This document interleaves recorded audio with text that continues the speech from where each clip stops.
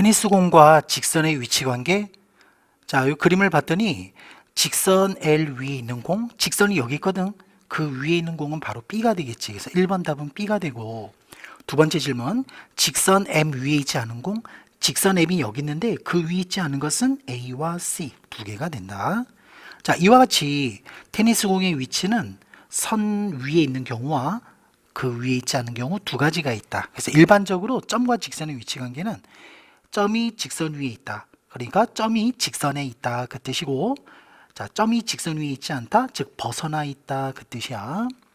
한 점이 직선 위에 있다는 것은 직선이 그 점을 지난다는 뜻이고, 점이 직선 위에 있지 않다는 것은 직선이 그 점을 지나지 않는 것과 같은 말입니다. 다음, 한 평면 위에 두 직선은 만날 수도 있고 안 만날 수도 있다. 자, 여기 봤더니 평면 위에서의 두 직선은 이렇게 한 점에서 만날 수도 있고, 만나지 않으면 평행하고, 겹치면 이렇게 일치한다. 총 세 가지가 있다. 평행할 때에는 수학 기호로 이렇게 나란하게 쓴다. 평면이었고 이제 공간은 하나가 더 추가가 돼. 자, 여기 직선 L과 M이 있는데 직선 L, M은 평행도 아니고 그리고 만나지도 않는다. 이와 같이 만나지도 않고 평행하지도 않은 것을 꼬인위치라고 부른다.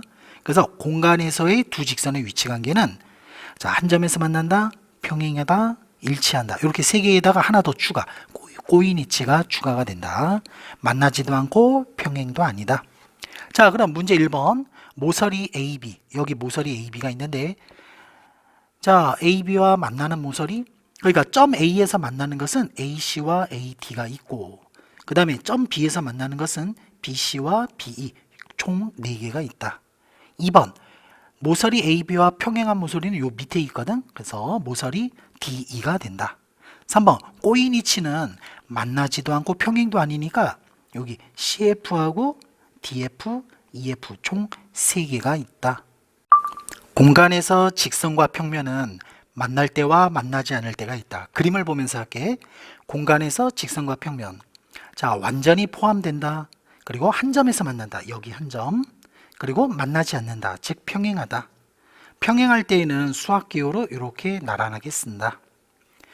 자, 그림과 같이, 자, 점 O가 있고 직선 L이 있는데, 직선 L 평면 위의 모든 직선과 서로 수직. 그러니까 이 직선 L이 이 직선과도 수직, 요 녀석, 모든 애들과 다 수직일 때 직선과 평면은 직교한다. 서로 수직이다. 이렇게 표현하고, 자, 기호로 이렇게 나타낸다. 문제 2번, 육각 기둥이 있는데, 자, 1번 CIJD, 바로 요 직사각형이거든. 여기에 포함되는 모서리는 이게 사각형이라 이렇게 동서남북 이렇게 4개를 써주면 된다. 2번, 모서리 BH와 한 점에서 만나는 면, BH가 여기 있거든. 한 점에서 만나는 면은 요 B에서 만나는 게 이 위에 육각형이 있고, 그 다음에 H에서 만나는 건 요 아래에 있는 요 육각형. 그래서 2개를 써주면 된다. 3번, 위에 면 육각형과 수직인 모서리는, 자, A에서도 수직 전부 다 육각형 각각 수직을 내리면 돼. 모두 6개가 되겠지.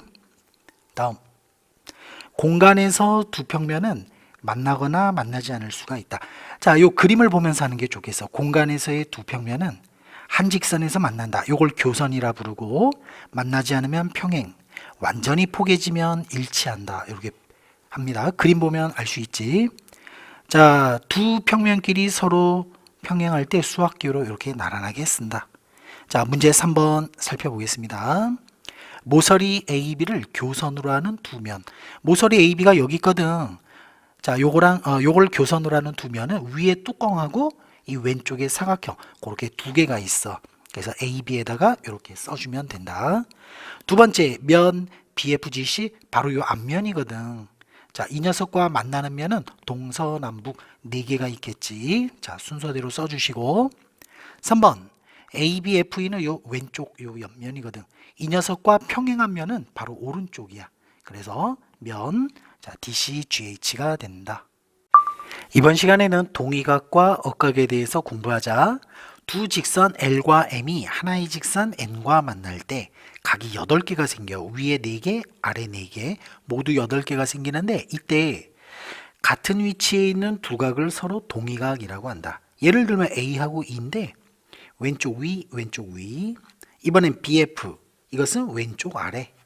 그 다음에 C하고 G는 오른쪽 아래가 되고, 마지막으로 D와 H는 오른쪽 위가 된다. 이와 같이 같은 위치에 있는 두각을 동위각이라고 한다. 한편 엇갈린 위치에 있는 두각을 엇각이라고 한다. 예를 들면 B하고 H인데 B는 여기, H는 여기. 그래서 이렇게 엇갈린 위치가 돼.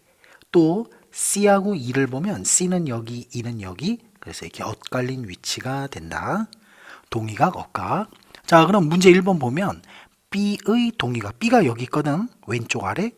그러면 여기도 왼쪽 아래니까 동위각은 각 F가 된다. 그 다음에 H의 동위각은 H는 오른쪽 위잖아. 그래서 여기 각 D가 된다.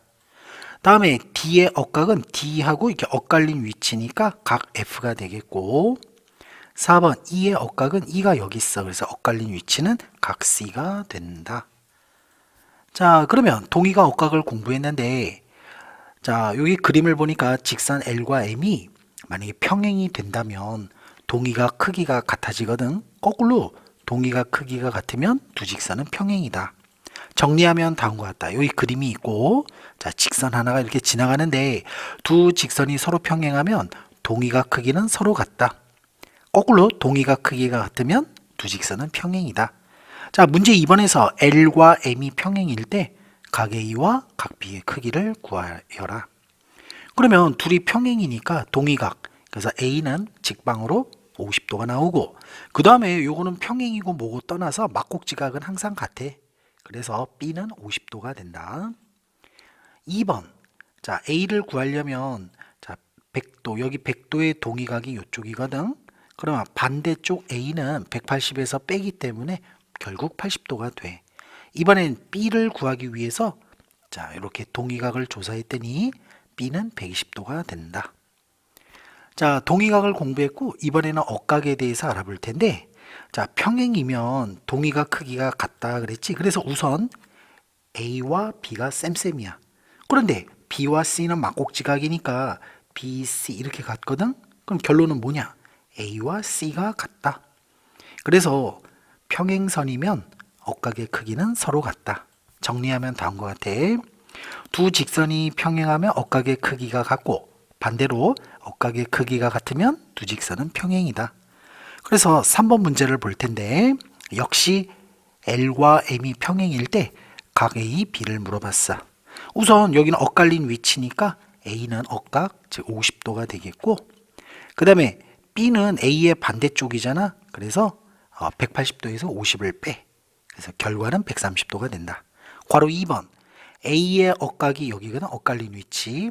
그래서 이쪽 A를 구하기 위해선 전체 180에서 115를 빼는 거야. 결과는 65도가 되고, 다음에 여기가 이제 동위각이 되잖아. 그래서 여기가 60도가 되거든. 60도의 동위각. 그럼 B는 그 반대쪽이니까 180에서 빼면 120도가 된다. 자, 다음은 A, B 두 각의 합이 180도면 두 직선이 서로 평행한지 알아봅시다. 우선 문제에서 요 A와 B를 같은 쪽에 있다. 그래서 동측 내각 이렇게 불러. 문제 조건에서 A 더하기 B는 180도고, 그리고 선생님이 여기를 각 C라고 정합시다. 그럼 A하고 C는 서로 반대쪽에 있으니까 둘이 더하면 180도야. 그러면 쌤쌤이니까 B와 C가 같겠지. B하고 C가 같으면 동위각 크기가 같거든. 그래서 결론은 두 직선이 평행이다. 자, 그럼 결론을 이렇게 내려보자. 동측 내각의 합이 180도면 두 직선은 결국 평행이다.